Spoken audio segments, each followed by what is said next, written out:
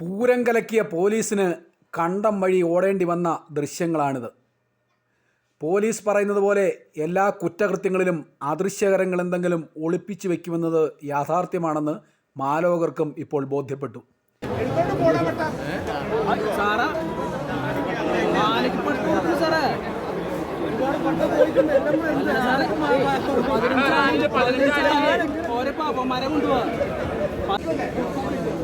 അയാളത്തെ കയ്യിൽ വെച്ചു കൊടുക്ക്,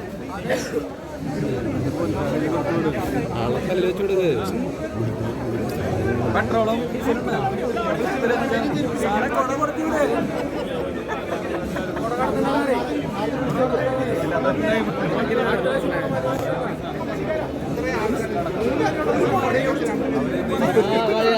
കമ്മീഷണർ സാറിന് സാക്ഷാൽ വടക്കുന്നാഥൻ തന്നെ പണി കൊടുത്തതാകാനാണ് സാധ്യത.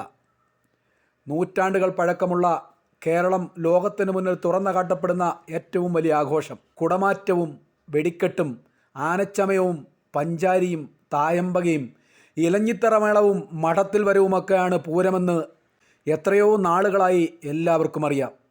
ഇതറിയാഞ്ഞത് ചരിഞ്ഞ തൊപ്പിയുമായി ഷോയ്ക്കിറങ്ങിയ കമ്മീഷണർക്ക് മാത്രമായിരുന്നു. ഒരു പൂരം കഴിയുമ്പോൾ മുതൽ അടുത്ത പൂരത്തിനുള്ള ഒരുക്കം തുടങ്ങും. ആയിരക്കണക്കിന് ആളുകളുടെ പ്രയത്നം, പ്രാർത്ഥന, വിശ്വാസം, ആവേശം ഇതൊക്കെയാണ് ഒരു പൂരനാളിൽ പൂത്തുലയുന്നത്. 3 ദിവസം ഒരേ നിൽപ്പിൽ ജനം കണ്ണിമ ചിമ്മാതെ കാത്തിരിക്കുന്ന പൂരത്തിന് ഇന്നലെ സർവീസിലെത്തിയ ഒരു അങ്കിത് കലക്കിയെങ്കിൽ, പൂരത്തിൻ്റെ ചടങ്ങുകൾ തകർത്തെങ്കിൽ അതിൻ്റെ നഷ്ടം തൃശ്ശൂർക്കാർക്ക് മാത്രമല്ല, നാടിന് മുഴുവനാണ്.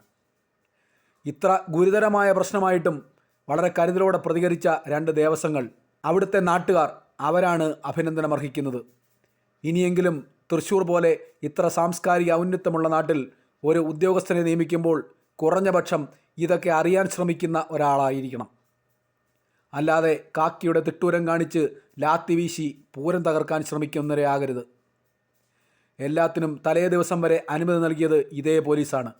ഇല്ലെങ്കിൽ എന്തിനെ വെടിക്കെട്ടിനും ചടങ്ങിനും അനുമതി നൽകിയിട്ട് പോലീസ് ഈ ചട്ടമ്പിത്തരം കാണിച്ചു?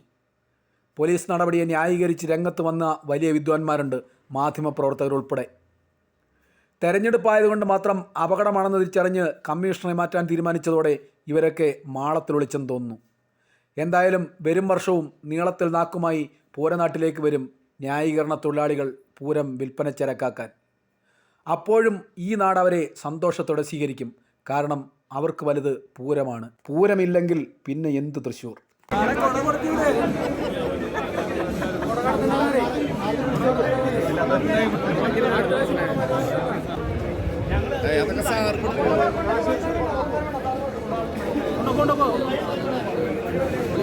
പ്രശ്നം